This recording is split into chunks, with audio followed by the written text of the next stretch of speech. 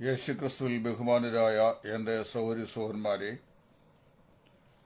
നിങ്ങൾക്കെല്ലാവർക്കും ക്രിസ്തുയേശുവിൻ്റെ അതിധന്യമായ നാമത്തിൽ എനിക്കുള്ള സ്നേഹവന്ദനങ്ങളെ ഒരു പ്രാവശ്യം കൂടെ പ്രകാശിപ്പിക്കുന്നു. കഴിഞ്ഞ 1-2 ദിവസങ്ങൾ ക്രിസ്മസിൻ്റെ തിരക്കിൽ ലോകം ആയിരിക്കുന്ന പ്രത്യേകമായ സാഹചര്യത്തിൽ നാം പഠിച്ചു വന്നുകൊണ്ടിരുന്ന ഏലിയാവിനെക്കുറിച്ചുള്ള പഠന പരമ്പര 2 ദിവസത്തേക്ക് അത് മാറ്റിവെക്കേണ്ടതായി വന്നു. എന്നാൽ ഇന്ന് മറ്റ് ഒരു ഭാഗവുമായി ഏലിയാവും ഏലീശയും എന്നുള്ള അനുഗ്രഹീത ഭാഗത്തേക്ക് വരുവാൻ ദൈവം ഇടയാക്കിയതിൽ ദൈവത്തിന് സ്തോത്രം ചെയ്യാണ്. ഈ പഠന പരമ്പര അനേകർക്ക് പ്രയോജനപ്പെടുന്നു എന്നറിയിച്ചുകൊണ്ട് പലരും മെസ്സഞ്ചറിൽ താങ്ക്സ് അയക്കുകയും അതുപോലെ ടെലിഫോണിൽ വിളിച്ച് സംസാരിക്കുകയും പ്രോത്സാഹനം നൽകുകയും ചെയ്യുന്നുണ്ട്. നിങ്ങൾക്ക് നിശ്ചയമായ നന്ദി ഈ സമയത്ത് കർത്താവിന്റെ നാമത്തിൽ ഞാൻ പ്രകാശിപ്പിക്കുന്നു. ഇടിച്ചു കളയുന്ന പല ആളുകളും അങ്ങിങ്ങായി ഉള്ളപ്പോൾ പ്രോത്സാഹനത്തിന്റെ വാക്കുകൾ പറയുന്നവരോട് ദൈവനാമത്തോട് നന്ദി പ്രകാശിപ്പിക്കുകയാണ്. ഞാൻ ഇവിടെ ഇപ്പോൾ നമ്മൾ ചിന്തിക്കാൻ പോകുന്നത് ഏലിയാവ് ഏലീശയെ വിളിക്കുന്ന രംഗമാണ്.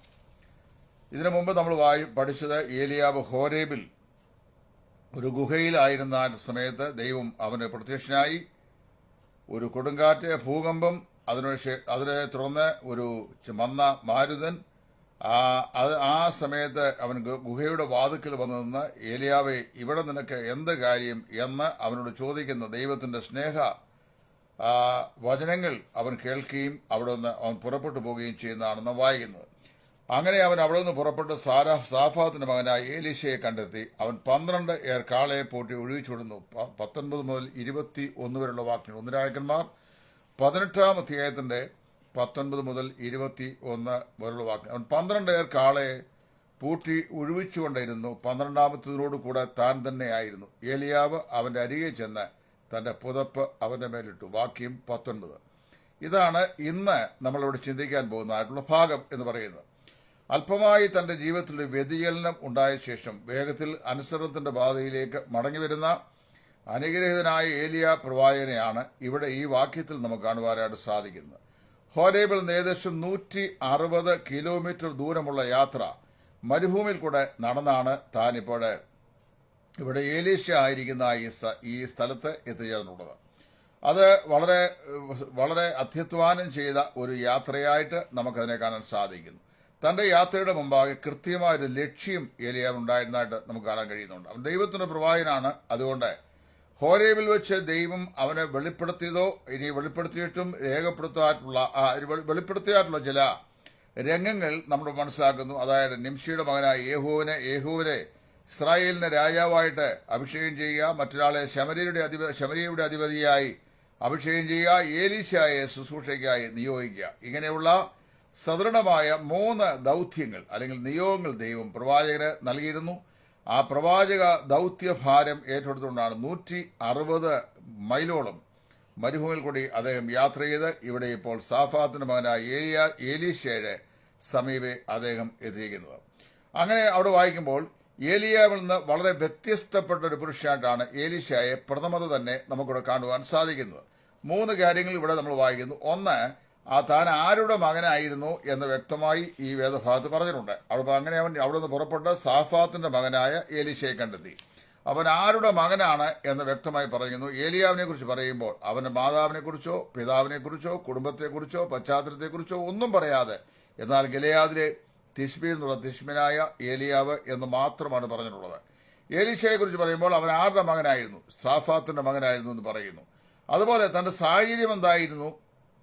ദൈവവിളി ലഭിക്കുമ്പോൾ അവൻ എന്ത് ചെയ്യുകയായിരുന്നു? ഇപ്പൊ താൻ ആരുടെ മകനാണ്, അവന്റെ സാഹചര്യം എന്തായിരുന്നു, അവൻ ദൈവവിളി ലഭിച്ചപ്പോൾ അവൻ എന്ത് ജോലിയിൽ ഏർപ്പെട്ടിരിക്കുകയായിരുന്നു. ഇങ്ങനെ 3 അതിപ്രധാന വിഷയങ്ങൾ ഏലീശയെ കുറിച്ച് പറഞ്ഞിട്ടുണ്ട്.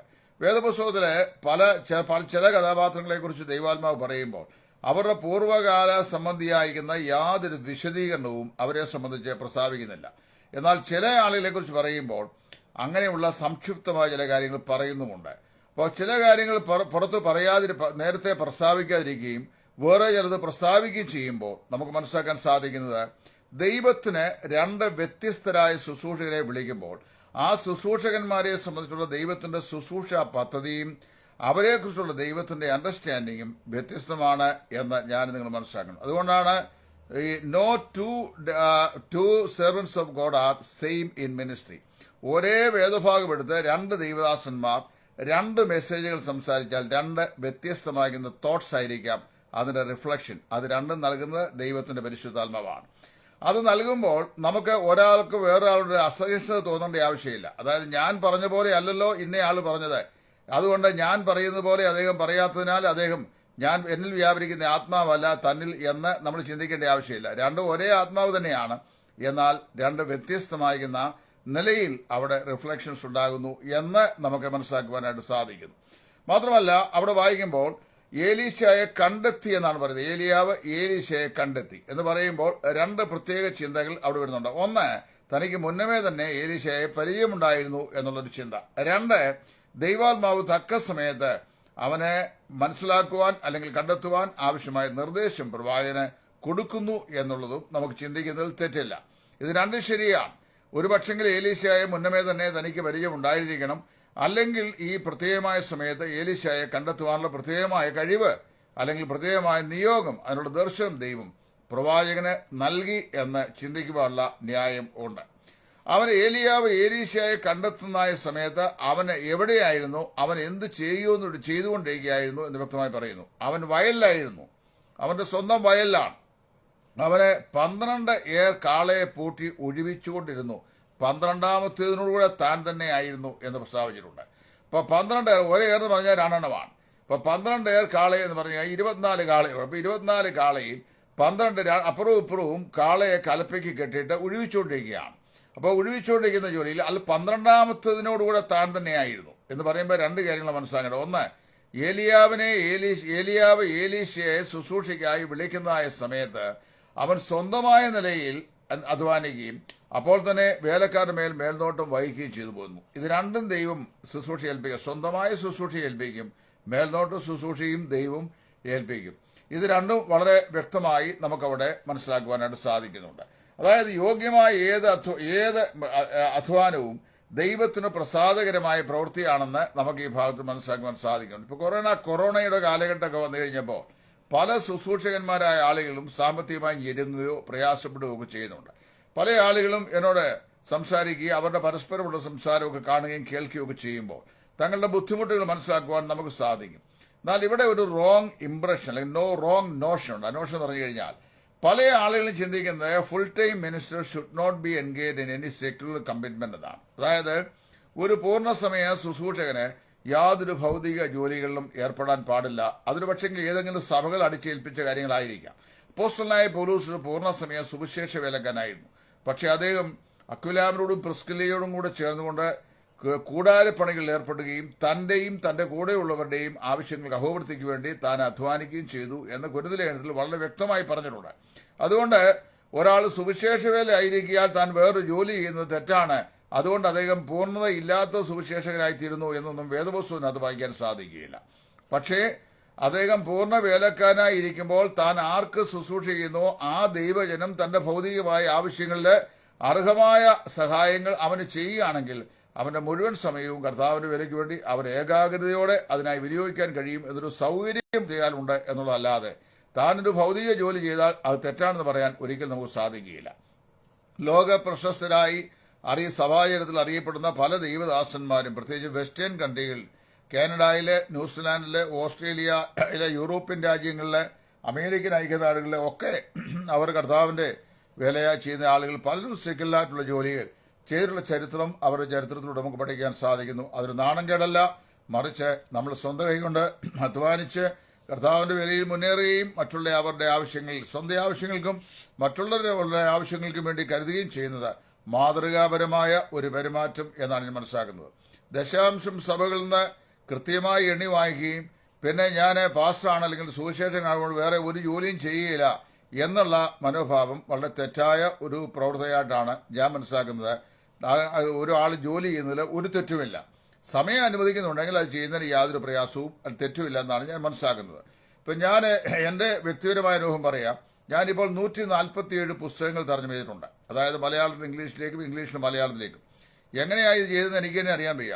പക്ഷേ എൻ്റെ കുഞ്ഞുങ്ങളുടെ വിദ്യാഭ്യാസം, അവരുടെ ഉപജീവന മാർഗം, ഞങ്ങളുടെ മെഡിസിൻ, ഈ വക കാര്യങ്ങളൊക്കെ എന്ന് ഓർത്ത് ഞാൻ വളരെ അധ്വാനം, അതായത് രാവിലെ എനിക്ക് ഓർമ്മയുള്ളൂ, വെളുപ്പിനെ 4:30 മണിക്ക് എഴുന്നേറ്റ് മേശയുടെ സമീപം വന്നു കഴിഞ്ഞാൽ രാത്രി 10:30ക്കാണ് എഴുന്നേക്കുന്നത്. ഇടയ്ക്ക് ആഹാരം കഴിക്കാൻ മാത്രമേ എഴുന്നേക്കുള്ളൂ. അങ്ങനെ ഇരുന്ന് ഞാൻ പരിഭാഷകൾ ചെയ്ത് എൻ്റെ സാമ്പത്തിക ആവശ്യങ്ങൾക്ക് കണ്ടെത്തിയ ഒരു സമയമുണ്ടായിരുന്നു. ഇപ്പോൾ എനിക്ക് കൈ എത്ര വയ്യാത്തതുകൊണ്ട് അത്രയും വർക്കുകൾ എനിക്ക് ചെയ്യാൻ സാധിക്കില്ല. അത്രയും നല്ല ഞാനിപ്പോൾ അങ്ങനെ ചെയ്യുന്നേ ഇല്ല. എൻ്റെ സ്വന്തം വർക്കുകൾ മാത്രമേ ചെയ്യാറുള്ളൂ. ഇപ്പോൾ ജോലി ചെയ്യുന്ന ഒരിക്കലും തെറ്റല്ല, ജോലി ചെയ്യുന്ന അഭിമാനമാണ്. ജോലി ചെയ്ത് ഒരാൾക്ക് സുവിശേഷ വേല ചെയ്യാൻ സാധിക്കുമെങ്കിൽ അതാണ് ഏറ്റവും മാതൃകാപരമായ ശുശ്രൂഷ എന്ന് പറയുന്നത്. എന്നാൽ ഒരാൾ ജോലി കൂടാതെ കർത്താവിൻ്റെ വേല ചെയ്യുവാനായി വിളിക്കപ്പെട്ടിരിക്കുന്നുവെങ്കിൽ അദ്ദേഹം അങ്ങനെയും ചെയ്യട്ടെ. ഇവിടെ നമുക്ക് ജഡ്ജ്മെന്റ് ലിസ്റ്റിന്റെ ആവശ്യം വരുന്നില്ല. ഏലിയാവ് ഈ ഏലീശ ഇങ്ങനെ 12 കാളയെ പൂട്ടി ഒഴിപ്പിക്കുകയും 12ാമത്തതിനോട് താൻ തന്നെ അത്യധ്വാനം ചെയ്യുകയും ചെയ്ത സമയത്ത് ഏലിയാവ് ഏലീശയുടെ അരികെ ചെന്നു തന്റെ പുതപ്പ് അവന്റെ മേലിട്ടു എന്നാണ് നമ്മൾ വായിക്കുന്നത്. ആ പുതപ്പ് അവന്റെ മേലിടുമ്പോൾ 2 കാര്യങ്ങളാണ് ആ പ്രവൃത്തിയിലൂടെ ദൈവാത്മാവ് നമ്മെ ഓർപ്പിക്കുന്നത്. ഒന്ന്, ഏലീശ തന്റെ സഹപ്രവർത്തകനായിരിക്കും എന്നതിൻ്റെയും ഏലിയാവ് തന്റെ ഗുരു ആയിരിക്കും എന്നതിൻ്റെയും ഒരു വ്യക്തമായ പ്രദർശനമായിട്ട് ആ ക്രിയയെ നമുക്ക് ദർശിക്കുവാനായിട്ട് സാധിക്കുന്നു. അങ്ങനെ ചെയ്തപ്പോൾ അതിന്റെ 20ാമത്തെ വാക്യത്തിൽ നാം ഇങ്ങനെ വായിക്കുന്നുണ്ട്, ഏലീശ കാളയെ വിട്ട് ഏലിയാവിന്റെ പിന്നാലെ ഓടി. ഏലിയാവിന്റെ പിന്നാലെ ഓടി എന്ന് പറയുമ്പോൾ ഏലിയാവ് ഈ പുതപ്പിട്ടേച്ച് അങ്ങ് മുമ്പോട്ട് പോയി കാണണം. അവിടെ നിന്ന് സംസാരിക്കാൻ നിന്ന് കാണുകയില്ല. ഞാൻ എൻ്റെ അപ്പനെയും അമ്മയെയും ചുംബിച്ചുകൊള്ളട്ടെ, അതിന്റെ ശേഷം ഞാൻ നിന്റെ പിന്നാലെ വരാം എന്ന് പറഞ്ഞു. അതിനവൻ പോയി വരിക, എന്നാൽ ഞാൻ നിനക്ക് എന്ത് ചെയ്തിരിക്കുന്നു എന്ന് ഓർക്ക എന്ന് പറഞ്ഞു. വാക്യം 20. വളരെ അർത്ഥവത്തായ ഒരു സ്റ്റേറ്റ്മെന്റ് ആണ്. ഒരിക്കലെ നമ്മുടെ കർത്താവായ യേശു അതിന്റെ ഐഹിക ജീവിതകാലത്ത് ഭൂമിയിലായിരിക്കുമ്പോൾ ഒരു മനുഷ്യനെ കണ്ടു. അവനെ കണ്ടു പറഞ്ഞു, എന്നെ അനുഗമിക്കുക എന്ന് പറഞ്ഞു. അങ്ങനെ പറഞ്ഞപ്പോൾ അവൻ പറഞ്ഞു, മുമ്പേ പോയി എൻ്റെ അപ്പനെയും അമ്മയും കുഴിച്ചിടുവാൻ എനിക്ക് അനുവാദം തരണം, പിന്നത്തേതിൽ വന്ന് ഞാൻ നിന്നെ അനുഗമിച്ചുകൊള്ളാം എന്ന് പറഞ്ഞു. കർത്താവ് അവനോട് പറഞ്ഞ വാക്കിൽ അവിടെ നമ്മൾ വായിക്കുന്നുണ്ട്, മരിച്ചവർ തങ്ങളുടെ മരിച്ചവരെ കുഴിച്ചിടട്ടെ, നീയോ ദൈവരായിട്ടുള്ളത് ചിന്തിക്കുക എന്ന് പറഞ്ഞു. പക്ഷെ അവന് മടങ്ങി കർത്താവിന്റെ അടുക്കൽ വന്നായിട്ട് നമ്മൾ വായിക്കുന്നില്ല. ഇവിടെ ഏലിയാവ് ഏലീശയെ കണ്ടെത്തുന്ന സമയത്ത് അവൻ അവന്റെ പുതപ്പ് അവന്റെ മേലിട്ടു. പുതപ്പ് അവന്റെ മേലിട്ടിട്ട് ഏലിയാവ് മുമ്പോട്ട് പോവുകയാണ്. ഏലീശ അവന്റെ പിന്നാലെ ഓടിയത് അവന്റെ ആ പുതപ്പ് ഏലിയാവ് കൈമാറിയായ സമയത്ത് ഒരു പക്ഷെങ്കിൽ ദൈവത്തിന്റെ ആത്മാവിന്റെ ശക്തിയോടെ അവന്റെ മേൽ വന്നിരിക്കാൻ സാധ്യതയുണ്ട്. അപ്പൊ അവനെക്കുറിച്ചുള്ള ദൈവിക ഉദ്ദേശം ഏലീശ മനസ്സിലാക്കിയിരിക്കണം. അതുകൊണ്ടാണ് മറ്റ് യാതൊരു ഇൻട്രഡക്ഷനും കൂടാതെ അവന്റെ പിന്നാലെ ഓടിട്ട് അവൻ അങ്ങോട്ട് പറയുകയാണ്, ആദ്യമേ പോയി എൻ്റെ അപ്പനെയും അമ്മയും ചുംബിച്ചുകൊള്ളട്ടെ, അതിന്റെ ശേഷം ഞാൻ നിന്റെ പിന്നാലെ വരാം എന്ന് പറഞ്ഞു. അതിനവൻ പൊയ്ക്കൊള്ളുക, എന്നാൽ ഞാൻ നിനക്ക് എന്ത് ചെയ്തിരിക്കുന്നു എന്ന് ഓർക്ക എന്ന് പറഞ്ഞു. ദൈവം ഒരാളെ ഒരു ശുശ്രൂഷയ്ക്ക് വേണ്ടി വിളിക്കുകയും നിയോഗിക്കുകയും ചെയ്താൽ ആ ദൈവ വിളിക്കാണ് ഏറ്റവും പ്രാധാന്യമുള്ളത്. ബാക്കിയെല്ലാം സെക്കൻഡറി അഫയേഴ്സാണ്. കർത്താവ് പറഞ്ഞത്, എൻ്റെ നാമവും സുവിശേഷവും നിമിത്തം സകലത്തെയും പകയ്ക്കുവാൻ എന്ന് പറഞ്ഞു കഴിഞ്ഞാൽ, പകയ്ക്ക് പറഞ്ഞാൽ അതിനെ വിരോധിക്കുക എന്നുള്ളതല്ല, അതിനോട് ഗുഡ് ബൈ പറയാനായിട്ട് നമുക്ക് സാധിക്കണം. അങ്ങനെയുള്ളവർക്കാണ് ഏകാഗ്രതയോടുകൂടെ കർത്താവിന്റെ വേലയിൽ ആയിരിക്കുവാൻ സാധിക്കുന്നത് എന്ന് നമുക്ക് മനസ്സിലാക്കുവാൻ സാധിക്കുന്നുണ്ട്. ഇവിടെ ഒരു അപേക്ഷ കഴിക്കുന്നുണ്ട് അദ്ദേഹം. എന്താ പറയുക, ഞാൻ എൻ്റെ അപ്പനെയും അമ്മയും ചുംബിച്ചിട്ട് വരട്ടെ, എന്നിട്ട് ഞാൻ നിന്നെ അനുഗമിക്കാം. വളരെ വളരെ വ്യക്തമായി ഈ ഭാഗം പരിശോധിച്ചു കഴിഞ്ഞാൽ മാതാപിതാക്കളോടുള്ള കൃത്യമായ ഒബ്ലിഗേഷൻ സൂക്ഷിക്കുന്ന ഒരു വ്യക്തിയായിരുന്നു ഏലീശ എന്ന് നമുക്ക് മനസ്സിലാക്കാൻ കഴിയുന്നുണ്ട്. ഇത് ഈ ആധുനിക കാലത്തെ മിക്കവാറും സുവിശേഷകന്മാർക്കും പാസ്റ്റർമാർക്കും ഒക്കെ നല്ല ഒരു മാതൃകാ പാഠമാണ്. എന്താണെന്നറിയാമോ, ഈ സുവിശേഷ വേലയുടെ പേരിൽ മാതാപിതാക്കൾക്ക് ശുശ്രൂഷ ചെയ്യാത്ത പല ആളുകളുമുണ്ട്. അനാഥശാലയിലും വാർദ്ധക്യ സേനയിലും അവരെ തള്ളിയ ശേഷം സുവിശേഷ വേല ചെയ്യുന്ന ആളുകളെ കുറിച്ചും കേട്ടിട്ടുണ്ട്. അപ്പം ഞാൻ പറഞ്ഞറിയാവോ, മാതാപിതാക്കൾ കഷ്ടപ്പെട്ട് വളർത്തി ബുദ്ധിമുട്ടി സങ്കടപ്പെട്ട് പട്ടിണി കിടന്ന് ആരെയും ഏപ്പും മുറുകി തുണി കൊടുത്ത് നമുക്ക് വേണ്ടി അധ്വാനിച്ച് നമ്മളെ വളർത്തിയവരാണ്. അവരുടെ അവസാന കാലത്ത് അവർക്ക് ശുശ്രൂഷ ചെയ്യാനായിട്ട് നമുക്ക് ലഭിക്കുന്ന അതുല്യമാകുന്നൊരു ഭാഗ്യമാണ്. ആ ശുശ്രൂഷ ചെയ്യാൻ നമ്മൾ ബാധ്യസ്ഥരാണ്, കടമ്പെട്ടവരാണ്. നമുക്കുള്ള മോറൽ ഒബ്ലിഗേഷൻ നിവർത്തിക്കാൻ കഴിയാത്ത നമ്മുടെ സ്പിരിച്വൽ ഒബ്ലിഗേഷൻ എങ്ങനെ ക്യാരി ഔട്ട് ചെയ്യും എന്നത് വളരെ ആവർത്തിച്ച് ചിന്തിക്കേണ്ട ഒരു വിഷയമാണ്. അപ്പോൾ പ്രൈമറി റെസ്പോൺസിബിലിറ്റി നമുക്കുണ്ട്. ആ പ്രൈമറി റെസ്പോൺസിബിലിറ്റി നമ്മുടെ മോറൽ ഒബ്ലിഗേഷൻസ് എല്ലാം ഉണ്ട്. അത് നമുക്ക് ഒരിക്കലും ഉപേക്ഷിക്കാൻ കഴിയില്ല. അത് നമ്മൾ ചെയ്യണം. അവൻ അപ്പനോടും അമ്മയോടും അവൻ്റെ കുടുംബാംഗങ്ങളോടും ഒക്കെ വൈകാരികമായ ബന്ധം നിലനിർത്തുന്ന ഒരാൾ തന്നെയായിരുന്നു. ചില ആളുകൾക്കുള്ളൊരു തെറ്റായ പ്രവണത എന്ന് പറഞ്ഞു കഴിഞ്ഞാൽ, ഒന്നുകിൽ ഒരു വിശ്വാസത്തിലേക്ക് വന്നു കഴിഞ്ഞാൽ അല്ലെങ്കിൽ കർത്താവിൻ്റെ വിലയ്ക്ക് വേണ്ടി വന്നു കഴിഞ്ഞാൽ അതോടെ അവൻ്റെ എല്ലാ മോറൽ ഒബ്ലിഗേഷനും കഴിഞ്ഞു, ഇനിയിപ്പോൾ എനിക്ക് പ്രധാനപ്പെട്ട കർത്താവിൻ്റെ വേലയാ എന്ന് പറഞ്ഞ് നടക്കുന്ന ആളുകളെ വാസ്തവത്തിൽ ഇവിടെ അഭിനന്ദിക്കാൻ സാധിക്കുകയില്ല. നമ്മുടെ മോറൽ ഒബ്ലിഗേഷനും നമ്മുടെ സ്പിരിച്വൽ ഒബ്ലിഗേഷനും പരസ്പര നിബദ്ധമാണ്. അതായത് ഇന്ന് ഞാൻ ഒരാൾ സംസാരിക്കുമ്പോൾ ഞാൻ പറഞ്ഞു, ദൈവരാജ്യത്തിന്റെ റൂള് അനുസരിക്കുന്ന ഏവനും എന്ത് ചെയ്യണം? ഭൂമിയിലായി നമ്മളായിരിക്കുന്ന സ്വന്തം രാജ്യത്തെ റൂൾസുകൾ, നിയമങ്ങളും കൂടെ നമ്മൾ എന്ത് ചെയ്യണം? പാലിക്കണം. അതിനെ അതിജീവിക്കാൻ നമുക്ക് ഒരിക്കലും അവകാശമില്ല. അപ്പോൾ അപ്പൻ മകനോടും മകൻ അപ്പനോടും ഹൃദ്യമായൊരു ബന്ധം പുലർത്തുന്ന ഒരു സദൃഢ ബന്ധം, കുടുംബ ബന്ധം ഏലീശയ്ക്ക് ഉണ്ടായിരുന്നു. താനത് നിലനിർത്തുന്നയാളായിരുന്നു എന്നും കൂടെ അവിടെ മനസ്സിലാക്കാൻ സാധിക്കുന്നു. ഏലിയാവിടെ ഈ ചോദ്യത്തിൽ അവിടെ പറഞ്ഞു, പോയി വരിക, എന്നാൽ ഞാൻ നിനക്ക് എന്ത് ചെയ്തിരിക്കുന്നു എന്ന് നീ ഓർക്കുക. പോയി വരിക. ഏലിയാവ് യാതൊരു തടസ്സവും പറഞ്ഞില്ല. എന്നാൽ അവിടെ ഏലിയാവ് പറഞ്ഞെന്നറിയാവോ? നിന്നെ ദൈവം നിസ്തുല്യമായൊരു ശുശ്രൂഷയ്ക്കായി വിളിച്ചിരിക്കുന്നു. നീ ഇപ്പോൾ പോയി അപ്പനോടും അമ്മയോടും യാത്ര പറയണം എന്ന് പറഞ്ഞാൽ ഞാൻ പൊക്കോട്ടയത്ത് ചോദിച്ചു വരാൻ വേണ്ടി ആണോ, ഇനി അതേ കുറച്ചുനാൾ അവിടെ താമസിച്ച് അവരുടെ കാര്യങ്ങൾ സെറ്റിൽ ചെയ്ത ശേഷം ക്രമപ്പെടുത്തിയ ശേഷം വരാനാണോ എന്നതിനെക്കുറിച്ച് നമുക്കറിയാൻ വയ്യ. ഒരു പക്ഷെങ്കിൽ സെക്കൻഡറി ആയിരിക്കാം മീനിങ്. കുറേ നാൾ പോയി മാതാപിതാക്കളുടെ കാര്യങ്ങൾക്കൊക്കെ അവരെ ലുക്ക് ആഫ്റ്റർ ചെയ്യാൻ വേണ്ടിയൊക്കെയുള്ള ക്രമീകരണം ഒന്ന് ചെയ്ത ശേഷം വന്ന് ഏലിയാവിനെ പിൻപറ്റുക എന്നുള്ള ഉദ്ദേശമായിരുന്നു മനസ്സിലുണ്ടായിരുന്നെങ്കിൽ ഏലിയാവ് എലീശയോട് പറയുകയാണ്, നീ പോയിക്കൊള്ളുക, നല്ല കാര്യം, എന്നാൽ ഞാൻ നിനക്ക് എന്ത് ചെയ്തിരിക്കുന്നു എന്ന് ഓർക്കുക എന്നാണ്. അതായത് ഞാൻ നിനക്ക് എന്ത് ചെയ്തിരിക്കുന്നു ഓർക്കുക. പോകുന്നത് കൊണ്ട് തെറ്റില്ല, തക്ക സമയത്ത് മടങ്ങി വന്നാൽ മതിയാകും എന്നാണ് ഈ പറയുന്നതിന്റെ സാരം. അപ്പോൾ നമുക്ക് ദൈവം ഒരു വിളി നൽകിയാൽ ആ സ്വർഗീയ വിളിയോട് നാം അനുസരണം കാണിക്കുമ്പോൾ തന്നെ എന്ത് ചെയ്യണം? നമ്മുടെ ദൈവം നൽകിയ വിളിയാണ്. മുമ്പേ അവന്റെ രാജ്യവും നീതി അന്വേഷിക്കുക, അതോടുകൂടെ ഇതൊക്കെ നിനക്ക് നൽകപ്പെടുമെന്നാണ് കർത്താവ് പറഞ്ഞത്. അപ്പോൾ നമ്മുടെ ജീവിതത്തിലെ what is the most important factor in our life? നമ്മുടെ ജീവിതത്തിലെ ഏറ്റവും പ്രധാനപ്പെട്ട കാര്യം എന്താണ്? ദൈവവിഷയമായ കാര്യങ്ങൾ അതായിരിക്കണം. അങ്ങനെ അവൻ വിട്ടിയെന്ന് ഒരേർ കാളയെ പിടിച്ച് അറുത്ത കാളയുടെ മരക്കൂപ്പ് കൊണ്ട് മാംസം പാകം ചെയ്തു, ജനത്തിന് കൊടുത്തു. അപ്പോൾ വാസ്തവത്തിൽ അവൻ പൊയ്ക്കൊള്ളാൻ അവനെ പ്രവാചകൻ അനുവദിക്കുകയും പോകട്ടെ എന്നവൻ ചോദിക്കുകയും ചെയ്തിട്ടും പോയതായിട്ട് വായിക്കുന്നില്ല. അതറിയാവോ? നീ പോക, എന്നാൽ ഞാൻ നിനക്ക് എന്ത് ചെയ്തിരിക്കുന്നു എന്ന് ഓർത്തു കൊള്ളുക. അതായത് ദൈവത്തിന്റെ വിളിയാണ് ഭൗതികമായ ഏത് വിഷയത്തെക്കാളും പരമപ്രധാനമായി അനുസരിക്കേണ്ടത്. ദൈവവചനത്തെയാണ്, ദൈവത്തിന്റെ അരുളപ്പാടുകളെയാണ് ആദ്യം ബഹുമാനിക്കേണ്ടത് എന്നാണ് പ്രവാചകൻ അവനെ ഓർപ്പിച്ചത്. അപ്പോൾ അവൻ എന്ത് ചെയ്തു? അവൻ ചെന്നിട്ട് ഒരേർ കാളയെ പിടിച്ച് അറുത്ത് കാളയുടെ മരക്കൂപ്പ് കൊണ്ട് മാംസം പാകം ചെയ്ത് ജനത്തിന് കൊടുത്തു. 12 കാളയെ നിലത്ത് ഒഴിവിച്ചുകൊണ്ടിരിക്കുകയാണ്. അപ്പോൾ 11 ആളുകൾ തന്നെ കൂടാതെ ഈ കലപ്പയോടുകൂടി അവിടെ ഉണ്ടായിരിക്കും. അപ്പം താൻ ചെന്ന് ഒരേർ കാളയെ പിടിച്ച് അതിനെ അറുത്ത് കാളയുടെ മരക്കൂപ്പ് കൊണ്ട് മാംസം പാകം ചെയ്ത് പറഞ്ഞു കഴിഞ്ഞാൽ താൻ ഒഴിവുകൊണ്ടിടുന്ന കാളയെ തന്നെ ആയിരിക്കാനാ സാധ്യത. ഞാൻ അങ്ങനെയാണ് വിശ്വസിക്കുന്നത്. അതിന്റെ കാരണം എന്നാന്ന് ചോദിച്ചാൽ 21-ാമത്തെ വാക്യം. അതിന്റെ കാരണം എന്താണെന്ന് ചോദിച്ചു കഴിഞ്ഞാൽ, ഒരുവനെ കർത്താവ് തന്റെ വേലയ്ക്ക് വേണ്ടി വിളിക്കുമ്പോൾ തന്റെ ഭൗതികമാകുന്ന ബന്ധനങ്ങൾ ഒരിക്കലും തന്റെ ശുശ്രൂഷയ്ക്ക് ഒരു തടസ്സമായിരിക്കാൻ പാടില്ല. ഈ കലപ്പയും ഈ കാളയും വിദൂര ഭാവിയിൽ ഒരുപക്ഷെ ഏലീശായുടെ ശുശ്രൂഷകൾക്കും ഏലീശായ്ക്കുള്ള നിയോഗത്തിനും ഒരു തടസ്സമായി വരാൻ സാധ്യതയുണ്ട്. എങ്ങനെയാണെന്ന് ചോദിച്ചു കഴിഞ്ഞാൽ, നമ്മൾ ഭൗതികമായ ചില കരുതലുകൾ കർത്താവിന്റെ വേലയോട് ബന്ധത്തിൽ നമ്മൾ സൂക്ഷിച്ചു വെച്ച ശേഷം നമുക്ക് കർത്താവിന്റെ വേല ചെയ്യാം എന്ന് വെച്ച് കഴിഞ്ഞാൽ, കർത്താവിന്റെ വേലയിൽ ഏതെങ്കിലും നിലയിലുള്ള ബുദ്ധിമുട്ടുകളോ പ്രയാസങ്ങളോ നേരിടുന്നതായ സമയം വന്നു കഴിയുമ്പോൾ നമ്മൾ എന്ത് ചെയ്യും? ഭൗതികമായി നമ്മുടെ കരുതലിലേക്ക് എത്തി നോക്കാൻ പോകും. ഇങ്ങനെ ഒരു അപകടം പത്രോസിനെ സംബന്ധിച്ചുള്ളതായി നമ്മൾ വായിക്കുന്നു. പത്രോസിനെ യേശു ഗലീല തടാകത്തിന്റെ കരയിൽ വെച്ചാണ് വിളിച്ചത്.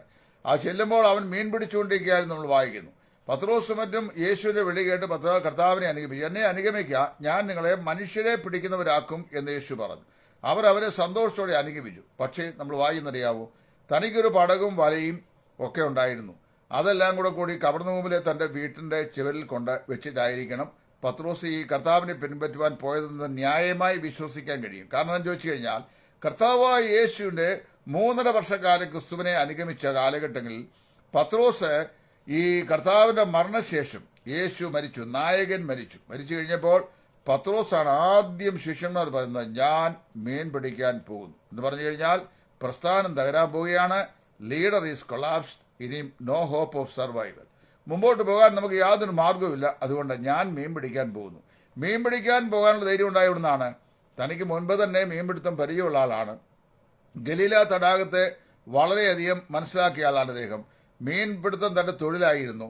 തനിക്ക് സ്വന്തമായി പടകുണ്ട്, വലയുണ്ട്. അതെല്ലാം കൊണ്ട് സൂക്ഷിച്ചു വെച്ചിരിക്കുകയാണ്. അപ്പൊ എന്ത് ചെയ്തു? യേശു ക്രിസ്തു മരിച്ചു കഴിഞ്ഞപ്പോൾ, ക്രൂശിക്കപ്പെട്ട് കഴിഞ്ഞപ്പോൾ ഞാൻ മീൻ പിടിക്കാൻ പോകുന്നു പറഞ്ഞു. അതൊരു യോഹന്നാനും മറ്റു ചില ആളുകളും പറഞ്ഞു, ഞങ്ങളും വരുന്നു. അപ്പൊ ഇവ പിന്മാറ്റക്കാരനായി പോവുകയാണ്. പോയ കൂട്ടത്തിൽ മറ്റുള്ളവരുടെ ചെല്ലുപോയി. ഒരു പിന്മാറ്റക്കാരൻ സഭയിൽ നിന്ന് പിന്മാറ്റക്കാരനായി പോയാൽ അവൻ ഒരിക്കലും ഒറ്റയ്ക്ക് പോവുകയില്ല. കുറഞ്ഞ പക്ഷം 2 ആളുകളെയും കൂടെ കൊണ്ടുപോകുന്നുള്ള തെളിവാണ് പത്രോസിന്റെ ഈ പിൻവാങ്ങൽ. അവൻ അങ്ങനെ പോയി, നമ്മൾ വായിക്കുന്നു, പടകെടുത്തു, വലയെടുത്തു, മീൻ പിടിക്കാൻ പോയി. ആ പ്രയത്നം വ്യർത്ഥമായിരുന്നു എന്ന് യോഹന്നാന്റെ സുവിശേഷം 21 വായിക്കുന്നു. കാരണം രാത്രി മുഴുവൻ അധ്വാനിച്ചിട്ടും അവർക്ക് ഒന്നും കിട്ടിയില്ല. ഇവിടെ ഏലീശ ചെയ്തത് താനെ പൂട്ടിക്കൊണ്ടുവന്ന കാളയെ തന്നെ എന്ത് ചെയ്തു? അതിനെ അറുത്തു. വിശാലമായ ഒരു വയൽ 12 കാളയെ 12 ആളുകൾ ഒന്നിച്ചു കൂട്ടി ഉഴുതു മറിച്ചുകൊണ്ടിരിക്കുന്ന ആ വയലില് ആ മാംസം പാചകം ചെയ്യാൻ ചുള്ളിയോ വിറകോ ഒന്നും കിട്ടാൻ ഒരു പഞ്ഞവും ഉണ്ടായിരിക്കുകയില്ല. പോരാ, അവിടെയൊക്കെ ഇഷ്ടം പോലെ വിറകും ഒക്കെ കിട്ടും. പക്ഷേ ഇവിടെ നമ്മൾ വായിക്കുന്നത് കോൺട്രറി ടു ദ ഫാക്റ്റ് ആണ്. അതായത് ഇവിടെ നമ്മൾ വായിക്കുന്ന ഈ പാസേജിൽ വളരെ വസ്തുതയ്ക്ക് വ്യത്യസ്തമായ ഒരു ചിന്തയാ ദൈവാത്മാവ് ചെയ്യുന്നത്. അവന് ഈ കാളയുടെ മരക്കോപ്പ് കൊണ്ട് മാംസം പാകം ചെയ്തു. അതെന്താ അറിയാമോ? കാളയുടെ മരക്കോപ്പ് എന്ന് പറഞ്ഞു കഴിഞ്ഞാൽ അതിന്റെ കഴുത്തെ വെച്ചിരിക്കുന്ന നുകവും അതിനോട് ബന്ധപ്പെട്ട തടിയും കഷ്ണങ്ങളുമാണ്. ആ സാധനം തന്നെ എടുത്തിട്ട് ഈ മാംസം പാചകം ചെയ്തു. എന്താ കാരണം? ഈ മരക്കോപ്പ്, ഈ കലപ്പയുടെ ബാക്കി അവശിഷ്ടങ്ങൾ അവിടെ ഇരുന്ന് കഴിഞ്ഞാൽ നാളെയുടെ നാളികളിൽ ഏതെങ്കിലും ഒരു സമയത്ത് ഇനി ഈ മരവും കലപ്പയും കോപ്പും എടുക്കാനുള്ള പ്രചോദനം ഒരു പക്ഷെങ്കിൽ ജീവിതത്തിൽ ഉണ്ടായിക്കൂടായിരുന്നില്ല. അപ്പൊ അവന്റെ മനസ്സിലും വേണൊരു ചിന്ത പറയും, എനിക്കിപ്പം അങ്ങനെ തോറ്റു കൊടുക്കേണ്ട ആവശ്യമൊന്നുമില്ല. കാരണം അറിയാവോ, പ്രവാചകൻ എന്നെ പുതപ്പന്റെ മേലിട്ടു, എനിക്ക് ശക്തി ലഭിച്ചു, ശുശ്രൂഷിക്കാൻ നിയോഗിച്ചു, അദ്ദേഹത്തിന്റെ വഴിക്ക് പോയി. എന്നാൽ ഞാന് മുമ്പോട്ട് പോകുന്നു. ജീവിതത്തിൽ ഏതെങ്കിലും പാളിച്ചയുണ്ടായാൽ പേടിക്കേണ്ട ആവശ്യമൊന്നുമില്ല. എനിക്ക് എന്നാ ഉണ്ട്? എൻ്റെ കലപ്പയും മരക്കോപ്പും കാളയും ഒക്കെ അവിടെ ഉണ്ടല്ലോ. അപ്പം എനിക്ക് എൻ്റെ പഴയ ഡ്യൂട്ടി ചെയ്താണെങ്കിൽ ജീവിക്കാം എന്നൊക്കെ ഗമ പറയുന്ന ആളുകൾക്കൊരു നല്ല ചിത്രമാണ്, ഒരു നല്ല ഭയനിർദ്ദേശമാണ് ഈ സംഭവം. അതായത് പല ആളുകളും പറഞ്ഞതെന്ന് ഞാൻ കേട്ടിട്ടുണ്ട്. ചില ആളുകൾ പറഞ്ഞു കേട്ടിട്ടുണ്ട്, എനിക്ക് ഇപ്പോൾ സുവിശേഷ വേലയിലൊക്കെ ഞാൻ ഇറങ്ങിയെന്ന് പറഞ്ഞു കഴിഞ്ഞാൽ എനിക്കൊരു പരാജയമൊക്കെ ഉണ്ടായാൽ, അല്ലെങ്കിൽ ഏതെങ്കിലും നിലയിൽ എന്നെ ഇപ്പോൾ ആളുകളൊന്നും കരുതുന്നു വന്നു കഴിഞ്ഞാൽ, എനിക്ക് വിദ്യാഭ്യാസമുള്ളവനാ അല്ലെങ്കിൽ എനിക്ക് ജോലി ഉണ്ടായിരുന്നവനാ, എനിക്ക് പോയാൽ എൻ്റെ ജോലി ചെയ്യാൻ അറിയാം, അല്ലെങ്കിൽ ഇപ്പോഴും അതിന് പ്രൊഫഷൻ ഉണ്ടെന്നൊക്കെ ഗമ പറയുന്ന ആളുകളുണ്ട്. അങ്ങനെയുള്ള ആളുകൾ ദൈവത്തെ ഓർത്ത് വേലയ്ക്ക് വേണ്ടി ഇറങ്ങരുത്. കർത്താവ് വേലയ്ക്ക് വിളിച്ചാൽ കർത്താവിന് വേണ്ടി വിശ്വാസത്താൽ സമർപ്പിതനായി ആ ശുശ്രൂഷയ്ക്ക് വേണ്ടി ഇറങ്ങി പുറപ്പെടണം. കർത്താവിനെ ശുശ്രൂഷയ്ക്ക് വിളിച്ചത് കൃത്യം 18 വയസ്സുള്ളപ്പോഴാണ്. 18ാമത്തെ വയസ്സിൽ കർത്താവിന് വിലയ്ക്ക് വേണ്ടി ദൈവനെ വിളിച്ചു. വാസ്തവത്തിൽ വേലയെന്താ, വേലക്കാരെന്താ, വേർപെട്ട പ്രസ്ഥാനം എന്താ എന്നൊന്നും എനിക്ക് അറിയാൻ വയ്യാത്തൊരു കാലഘട്ടത്തിൽ അത് ഞാൻ മാർത്തമാക്കാനായിരുന്നു. വേലയ്ക്കായി സമർപ്പിച്ചു.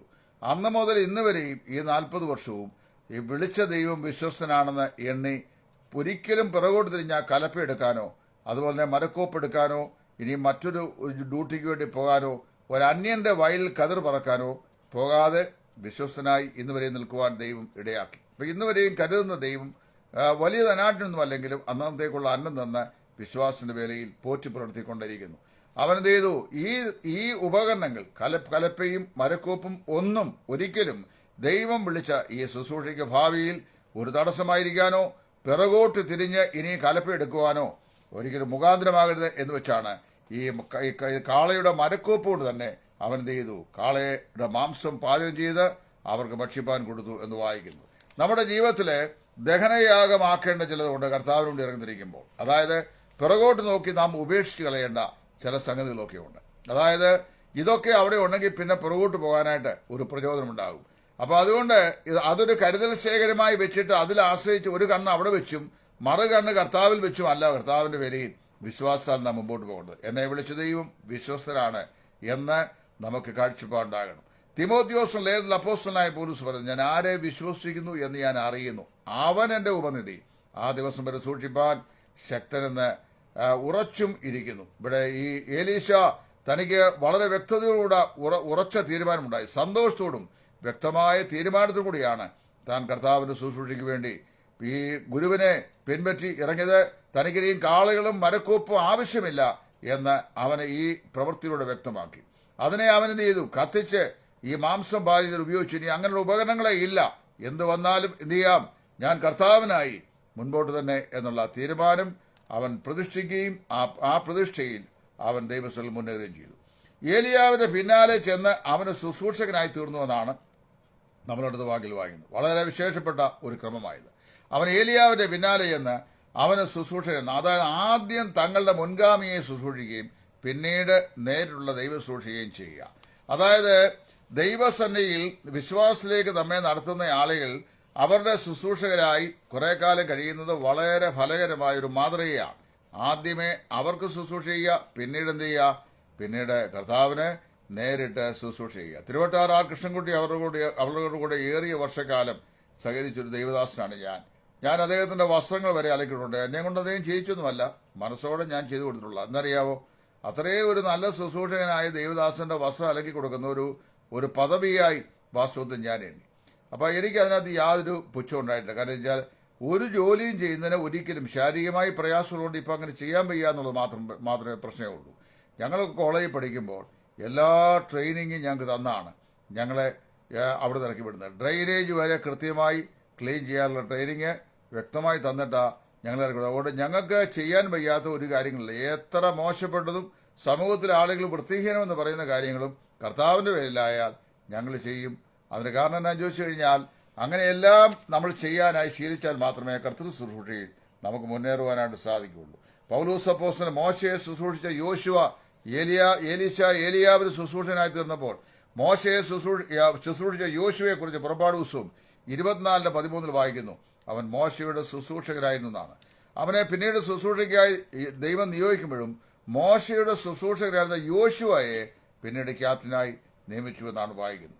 പൗലോസിനെ ശുശ്രൂഷിച്ച തിമോത്തിയോസിനെ കുറിച്ച് നമ്മൾ ഫിലിപ്പിയ ലേഖനം 2-ാം അധ്യായത്തിന്റെ 22-ാം വാക്കിൽ വായിക്കുന്നു. ഒരു അപ്പൻ ഓരോരുത്തരും സ്വന്തം ഗുണമത്രയും നോക്കുന്നത്, സ്വന്തം കാര്യമത്രയും നോക്കുന്നത്. യവനോ ഒരു മകൻ അപ്പന് എന്ന പോലെ ദൈവസേവയിൽ എനിക്ക് ശുശ്രൂഷ ചെയ്തു എന്ന് നിങ്ങൾ അറിയുന്നുവല്ലോ എന്ന് അപ്പോസ്തലൻ ഇവിടെ പറയുക. അപ്പോൾ ഒരു മകൻ അപ്പന് ശുശ്രൂഷ ചെയ്യുന്ന കൃതാർത്ഥതയോടെയാണ് വാസ്തവത്തിൽ ഈ തിമോത്തിയോസ് അപ്പോസ്തലനായ പൗലോസിന് ശുശ്രൂഷ ചെയ്തതെന്ന് അവിടെ നമുക്ക് മനസ്സിലാക്കുവാൻ സാധിക്കും. അങ്ങനെ തിരുവഴുത്തിൽ ധാരാളം ദൃഷ്ടാന്തങ്ങൾ ഈ വിഷയത്തിനായി പരിശുദ്ധാത്മാവ് നൽകിയിട്ടുണ്ട്. ഞാൻ എൻ്റെ വാക്കുകൾ ദീർഘിപ്പിക്കുവാൻ ആഗ്രഹിക്കുന്നില്ല. ഒരുവൻ വേലക്കാരനായിരിക്കുവാൻ തീരുമാനം സ്വയമായി എടുക്കാൻ പാടില്ല. മറിച്ച് അവൻ വേലക്കാരനായിരിക്കുന്നത് എങ്ങനെയാണ്? അവന് ദൈവം അവനെ ആ ശുശ്രൂഷ അവനെ ഏൽപ്പിച്ചെന്നുള്ള പൂർണ്ണ നിശ്ചയമുണ്ടാകണം. ഏലിയാവ് തന്റെ പുതപ്പ് എലീശയുടെ മേലിട്ടത് അവൻ പ്രവർത്തനം നിരതനായിക്കൊണ്ടിരുന്ന സമയത്താണ്. ഒരു സാധാരണക്കാരനായ മനുഷ്യനാ, കലപ്പ കൊണ്ട് കാളയെ നിലത്ത് ഒഴിവിക്കുന്ന മനുഷ്യൻ, ഒരു കർഷകനാണ്. But he was quite engage in his duties. അപ്പോൾ ദൈവസഭയിലെ ഒരു സാധാരണക്കാരനാണ്. അല്പമാം ഉപകരണം കൊണ്ട് മഹത്തായ ശില്പം നിർമ്മിക്കുന്നവനാണ് നമ്മുടെ ദൈവം. വലിയ വിദ്യാസമ്പന്നരായ ആളുകളെയോ ഉന്നതന്മാരായ ആളുകളെയോ ഒക്കെ മാത്രം കർത്താവിന് വേണ്ടി മതി എന്ന് ചിന്തിക്കുന്ന ആളുകളുണ്ട്. പോരാ, അങ്ങനെയല്ല. ഏറ്റവും ചെറിയ ആളുകളെ ദൈവം എന്ത് ചെയ്യുന്നു? വിളിച്ച് തന്റെ മഹത്വരമായ ശുശ്രൂഷ ഏൽപ്പിക്കുന്നു. സഭാചരിത്രത്തിൽ വിശേഷാൽ വേർപെട്ട ദൈവത്തിന്റെ തന്നെ ചരിത്രത്തിൽ സ്തുത്യർഹമായ സ്ഥാനം പിടിച്ചിട്ടുള്ള മനോഹരമായ ക്രിസ്തീയ ഗാനങ്ങൾ, എവർഗ്രീൻ ക്രിസ്ത്യൻ ഡിവോഷനായിട്ടുള്ള പല പിതാക്കന്മാർ നമുക്കുണ്ട്. അവരുടെയൊക്കെ ആരംഭത്തെക്കുറിച്ചുള്ള ചരിത്രങ്ങൾ ഞാൻ വായിച്ചിട്ടുണ്ട്. അവർ പലരും 2, 4, 5, 6 ക്ലാസ്സുകൾ മാത്രം വിദ്യാഭ്യാസമുള്ള ആൾക്കാരായിരുന്നു. പക്ഷേ മലയാള ഭാഷയിൽ സാധാരണ ലിറ്ററേച്ചർ എടുത്തിട്ടുള്ള ആളുകൾക്ക് പോലും വഴങ്ങാത്ത മനോഹരമായ ഭാഷ പരിശുദ്ധാത്മാവ് അവരുടെ നാവിലും കരങ്ങളിലും വഴക്കി കൊടുത്തിട്ട് മനോഹരമായ ഗാനങ്ങൾ അവർ എഴുതിയിട്ടുണ്ട്. അതുപോലെ ബേസിക് വിദ്യാഭ്യാസം 2, 3 ക്ലാസ്സുകളൊക്കെ മാത്രം പഠിച്ചിട്ടുള്ള CS പോലെയുള്ള ആളുകൾ, അവരൊക്കെ ഇതിലുള്ള മനോഹരമായ പാട്ടുകൾ, അവരുടെയൊക്കെ പ്രസംഗങ്ങൾ, അത് വാസ്തവത്തിൽ നമ്മെ ചിന്തിപ്പിക്കുന്ന ഒരു വലിയ വിഷയമാണ്. നമ്മൾ സ്വമനസ്സ കർത്താവിനെ വിളിക്കൊണ്ടിറങ്ങിയാൽ ദൈവം എന്നെ ആ ശുശ്രൂഷയ്ക്ക് വേണ്ടി വിളിച്ചിരിക്കുന്നുള്ള ദൃഢനിശ്ചയത്തോടെയാണ് കർത്താവിന് വേണ്ടി ഞാൻ നിങ്ങളും സ്വയം സമർപ്പിതരാകുന്നത്. അപ്പോൾ അങ്ങനെ നമ്മൾ വായിക്കുമ്പോൾ ഇവിടെ വളരെ വ്യക്തമായി നമ്മൾ വായിക്കുന്നത്, പത്രോസ് മുതലായ മീൻപിടുത്തക്കാരെ കർത്താവ് ശുശ്രൂഷയ്ക്ക് വേണ്ടി നിയോഗിച്ച നിയോഗം സുവിശേഷങ്ങൾ വായിക്കുന്നു. അവരെ അങ്ങനെ ദൈവം വിളിച്ച് പോയി യാതൊരു സംശയവും കൂടാതെ അവരെ പടക് വിട്ട് വലവിട്ട് അവരെ കർത്താവിനെ അനുഗമിച്ചു എന്ന് നമ്മൾ വായിക്കുന്നു. അവരുടെ ജോലി വിട്ട് അവനെ അനുഗമിക്കുകയാണ്. ധനികരോ പണ്ഡിതരോ ആയിട്ടുള്ള അനുഗാമികളല്ല ദൈവം തിരഞ്ഞെടുക്കുന്നത്. ജീവിതത്തിന്റെ വിനീതമായ തുറകളിൽ കഴിഞ്ഞുകൂടുന്ന ആളുകളെ ദൈവം തിരഞ്ഞെടുത്ത് ദൈവത്തിനു വേണ്ടി മഹത്വരമായ ശുശ്രൂഷകൾ ദൈവം നിവർത്തിക്കുന്ന അനുഗ്രഹീതമായ കാഴ്ച നമുക്ക് കാണുവാനായിട്ട് സാധിക്കും. ഞാൻ ദീർഘിപ്പിക്കുന്നില്ല. എൻ്റെ എല്ലാ ക്ലാസ്സുകളുടെയും ഒടുവിൽ ഞാനൊരു പഴയകാല പാട്ടിൻ്റെ ശീലുകൾ അത് വായിച്ച് കേൾപ്പിച്ച്, പാടാൻ അറിയപ്പെടുന്നുണ്ട്, വായിച്ച് കേൾപ്പിച്ച് അതിൻ്റെ അർത്ഥം പറഞ്ഞാണ് ഞാൻ വാസ്തവത്തിൽ ഈ ക്ലാസ്സുകൾ അവസാനിപ്പിച്ചത്. അങ്ങനെ ഒരു പ്രചോദനം എനിക്ക് കിട്ടിയ കാര്യം, ഞാൻ ഈ ക്ലാസ്സുകൾ ഓരോ ഭാഗവും ഡിവോഷൻ ചെയ്ത് അതിൽ നിന്നുള്ള ധ്യാന ചിന്തകൾ ലഭിക്കുമ്പോൾ അതിനോട് കൊറിലേറ്റഡ് ആയിട്ടുള്ള പഴയ പാട്ടുകൾ എൻ്റെ ഇൻസ്പിറേഷൻ ഉണ്ട്. 1500-അധികം പാട്ടുള്ള മനോഹരമായ ഗ്രന്ഥം. അതിലെ ഒരു പാട്ട്, അതായത് അത് എഴുതിയിരിക്കുന്നത് ഫ്രാൻസിസ് റിഡ്ലി ഹാവർഗേൾ എന്ന് പറയുന്ന ഒരാളാണ്. ഫ്രാൻസിസ് ലിഡ്ലി ഹാവർഗേൾ എന്ന് പറയുന്ന ഒരു സ്ത്രീയാ, പുരുഷനുമല്ല, ഒരു സ്ത്രീരത്നമാണ്. അവൾ എഴുതിയ മനോഹരമായ ഒരു പാട്ടിന്റെ 2 ലൈനുകൾ ഞാൻ പറയാം. അതിങ്ങനെയാ: take my life and let it be consecrated Lord to thee Take my life and let it be consecrated to thee, consecrated, Lord, to thee. Take my hands and let them move at the impulse of thy love. എന്നിട്ട് പറയാണ്, at the impulse of thy love. Take my feet and let them be swift and beautiful for thee. Take my voice and let me sing always only for my King, always only for my King. എത്ര മനോഹരമായ ആശയസമ്പുഷ്ടമായ ഗാനം. കർത്താവെ, നീ എൻ്റെ ജീവിതത്തെ എടുത്തുകൊള്ളുകയും അത് നിനക്കായി പ്രതിഷ്ഠിച്ചതായി തീരുകയും ചെയ്യുമാറാകട്ടെ. അതാൾ പറയുന്നത്, അതായത് take my life and let it be concentrated Lord to thee. എൻ്റെ ജീവിതത്തെ നീ എടുത്തുകൊള്ളുകയും അത് നിനക്കായി പ്രതിഷ്ഠിക്കപ്പെട്ടതായി തീരുകയും ചെയ്യുമാറാകട്ടെ. നീ എൻ്റെ കൈകളെ എടുത്തുകൊള്ളുകയും അവ നിന്റെ സ്നേഹത്തിന്റെ പ്രേരണയാൽ ചലിക്കുകയും ചെയ്യുമാറാകട്ടെ. Take my hands and let dum move at the impulse of thy love. എൻ്റെ കൈകളെ നീ എടുക്കുകയും അവ നിന്റെ സ്നേഹത്തിന്റെ പ്രേരണയാൽ ചലിക്കുകയും ചെയ്യുമാറാകട്ടെ. അടുത്ത വായിക്കുന്നത് എന്താണ്? നിന്റെ സ്നേഹത്തിന്റെ പ്രേരണയാൽ തന്നെ. അവിടെ വരുമ്പോൾ at the impulse of thy love. പിന്നെ പറയാം, take my feet and let them be swift and beautiful for thee. എൻ്റെ പാദങ്ങളെ നീ എടുത്തുകൊള്ളുകയും, എൻ്റെ തർജ്ജിമയാ, കുറവുണ്ടെ ക്ഷമിക്കണം. എൻ്റെ പാദങ്ങളെ നീ എടുത്തുകൊള്ളുകയും അവ നിനക്ക് വേണ്ടി വേഗതയും മനോഹരതയും ഉള്ളതായി തീരുകയും ചെയ്യുമാറാകട്ടെ.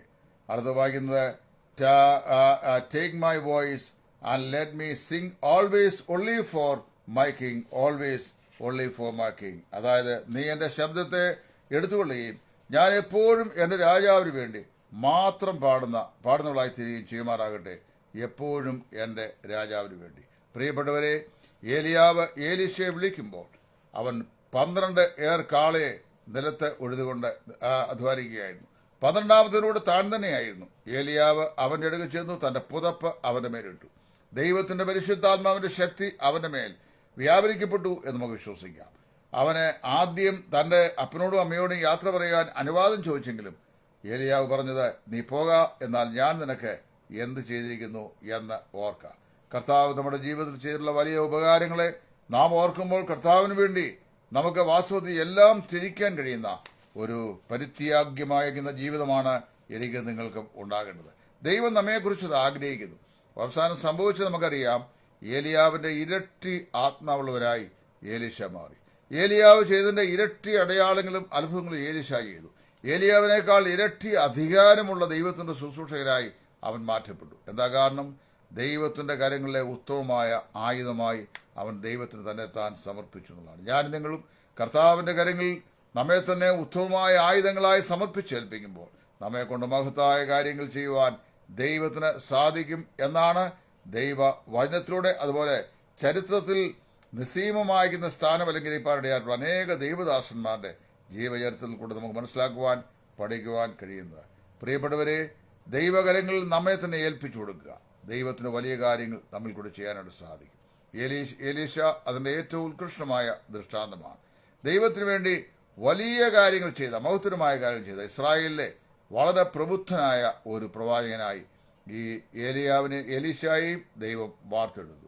ഇതിപ്പോൾ മതി യഹോവേ, എന്റെ പ്രാണനെ എടുത്തുകൊള്ളണമേ എന്ന് ചൂരച്ചെടിയുടെ കീഴിൽ കിടന്ന് നിലവിളിച്ച ദൈവസ്വനിൽ പറഞ്ഞ് തളർന്നു കിടക്കുമ്പോൾ ആ കിടപ്പ് അവനോട് കിടന്നിരുന്നെങ്കിൽ എലീശയെ പോലെയുള്ള ഒരു അത്യുഗ്രൻ പ്രവാചകനെ ഇസ്രായേലിന് വേണ്ടി അഭിഷേകം ചെയ്യുവാനുള്ള ഭാഗ്യം തനിക്കുണ്ടാകുമായിരുന്നില്ല.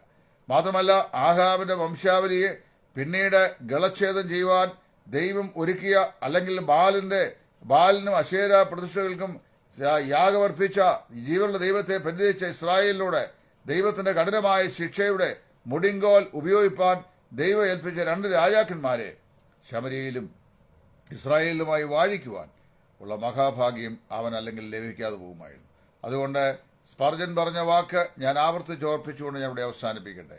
It is sin to think about dying before the time God appointed to accomplish the task which he has entrusted you. ദൈവം എന്നെയും നിങ്ങളെയും ഏൽപ്പിച്ച മഹത്തരമായ ശുശ്രൂഷ നിവർത്തിക്കുന്നതിന് മുമ്പ് മരിച്ചു പോകാൻ ആഗ്രഹിക്കുന്നത് പാപമാണെന്നാണ് മഹാനായ ചാൾസ് ഹേഡൻ സ്പർജൻ അദ്ദേഹത്തിന്റെ ഒരു പ്രസംഗത്തിൽ പറഞ്ഞിട്ടുള്ളത്. പ്രിയ ദൈവമക്കളെ, നമ്മുടെ ആയുസ് എത്ര നമ്മൾക്കറിയാൻ വയ്യ. എന്നാൽ നാം എത്ര കാലം എത്രത്തോളം ജീവിച്ചിരുന്ന് കർത്താവിന് വേണ്ടി എന്തെല്ലാം ചെയ്യണമെന്ന് കൃത്യമായി ഒരു ഡിസൈൻ ദൈവത്തിനുണ്ട്. അത് ഫലമേൽപ്പിച്ചാണ് ദൈവം നമ്മെ ഇങ്ങോട്ട് പറഞ്ഞയച്ചിരിക്കുന്നത്. അതുകൊണ്ട് ദൈവകൃപയുടെ അനുഗ്രഹീത കരങ്ങളിൽ നമ്മെ തന്നെ സമർപ്പിച്ചേൽപ്പിച്ചുകൊണ്ട് കർത്താവിന് വേണ്ടി കരുത്തരായ ശുശ്രൂഷകന്മാരായി വിശ്വാസികളായി നിലകൊള്ളുവാൻ ദൈവത്തിൻ്റെ പരിശുദ്ധാത്മാവ് ഈ ചിന്തകളാൽ നമ്മെ സഹായിക്കട്ടെ എന്ന് ആത്മാർത്ഥമായി പ്രാർത്ഥിക്കുന്നു. ഈ പഠന പരമ്പരയിൽ ഇനിയും ഒരു വിഷയം കൂടെ മാത്രമേ എനിക്ക് പറയുവാനുള്ളൂ. അത് ഏലിയാവിൻ്റെ അന്ത്യമാണ്. അതായത് അഗ്നിരഥവും അഗ്നി അശ്വങ്ങളുമായി അവൻ ആകാശവേഗങ്ങളിലേക്ക് എടുക്കപ്പെടുന്ന അനുഗ്രഹീതമായ രംഗം. അതുകൂടെ കഴിയുമ്പോൾ ഏലിയാവിനെ കുറിച്ചുള്ള ഈ പഠനം ഇവിടെ പര്യവസാനിക്കുന്നതാണ്. ഈ പഠനം എല്ലാവർക്കും അനുഗ്രഹമായി തീരട്ടെ എന്ന് ആശംസിക്കുന്നു. കർത്താവിൻ്റെ മൗത്തരമായ ശുശ്രൂഷയിൽ നിങ്ങളുടെ സഹോദരൻ സുവിശേഷൻ ടൈറ്റസ് ഫ്രം ഇടയാറുള്ള. Thank U.